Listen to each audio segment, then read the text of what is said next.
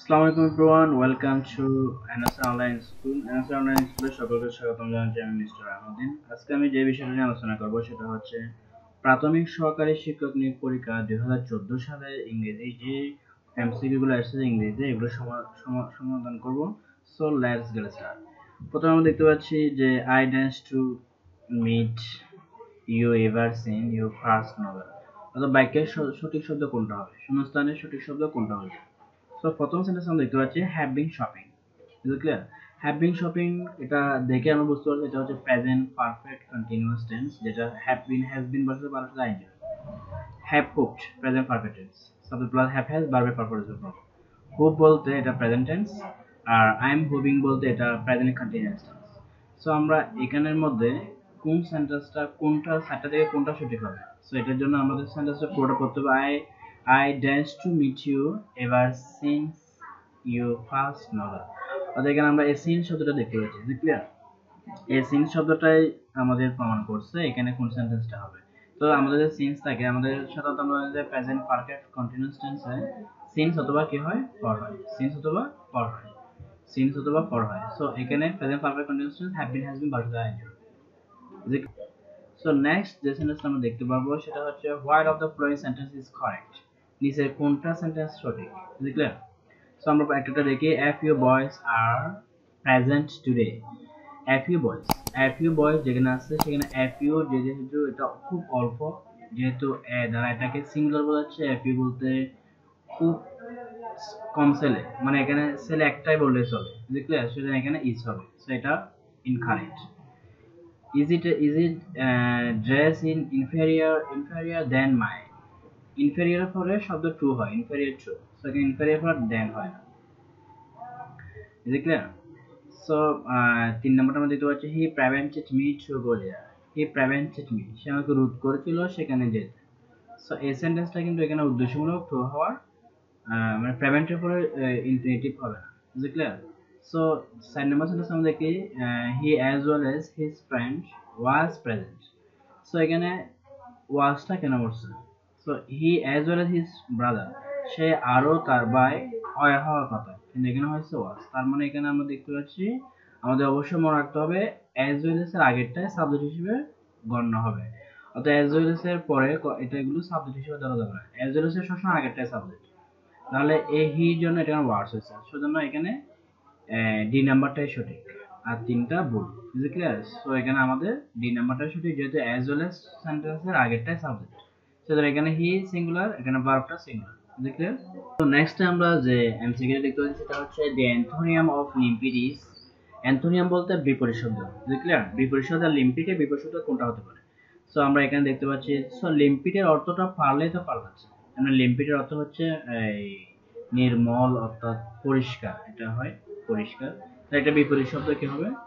So এভাবে যদি আমরা না পারি, তাহলে আমরা মিনিং যদি না পারি, আমরা একটা টেকনিক অ্যাপ্লাই করব। সেটা হচ্ছে প্রথমে আমরা দেখতে পাচ্ছি যে ওয়াটারে, ওয়াটারি বলতে স্বচ্ছ, মানে একদম একদম স্বচ্ছ, যেটা মানে সহজ ভাবে বোঝাচ্ছে। আর ব্রাইট বলতে উজ্জ্বল, আর ট্রান্সপারেন্ট বলতে সহজে রূপান্তর করা যায়। আর মারি বলতে কর্দমাক্ত। সো মারি কর্দমাক্ত, তাহলে এটা ব্রাইটের সাথে যায় না, ওয়াটারের সাথে সাথে মারিতে যায় না, ট্রান্সপারেন্টের সাথে মারিতে যায় না। সো লিম্পিড শব্দের অর্থ হচ্ছে আপনার পরিষ্কার, তাহলে পরিষ্কার কর্দমাক্ত, মানে যেখানে কাদা যুক্ত, যেখানে কাদা নেই, এরকম বোঝাচ্ছে। তাহলে বিপরীত শব্দ মারিটা হবে, জি নাম্বারটাই মারি। ক্লিয়ার? সো এইভাবে আমাদের আনসারগুলো বের করতে হবে। সো নেক্সট যে সেন্টেন্সটা আমরা দেখতে পাচ্ছি সেটা হচ্ছে দি অ্যান্থোনিয়াম অফ ট্রেটর। ট্রেটর শব্দ অর্থ পারলে কিন্তু বিপরীত শব্দটা খুঁজে বের করা যাবে। সো মনে করো আমরা ট্রেটর শব্দ তো পাই না, তাহলে কি করবো? এখানে আমরা দেখবো প্যাট্রিক হচ্ছে দেশপ্রেমিক। Is clear? দুই নম্বরটা আমরা দেখতে পাচ্ছি যে ট্রেসিওয়াস পারসন, এটা হচ্ছে দেশদ্রোহী ব্যক্তি। Is clear? ক্রিমিনাল বলতে অপরাধী। এটা ঠোঁট হবে, এটা ভুল হয়েছে, এটা হচ্ছে ঠোঁট। কি হবে এটা? এটা ফাউল না, এটা ঠোঁট। ঠোঁট বলতে দালালি, এগুলো বোঝায়। সো এখানে তাহলে দেখেন ট্রেসিওয়াস পারসন দেশদ্রোহী ব্যক্তি, এটা ঠোঁট হবে।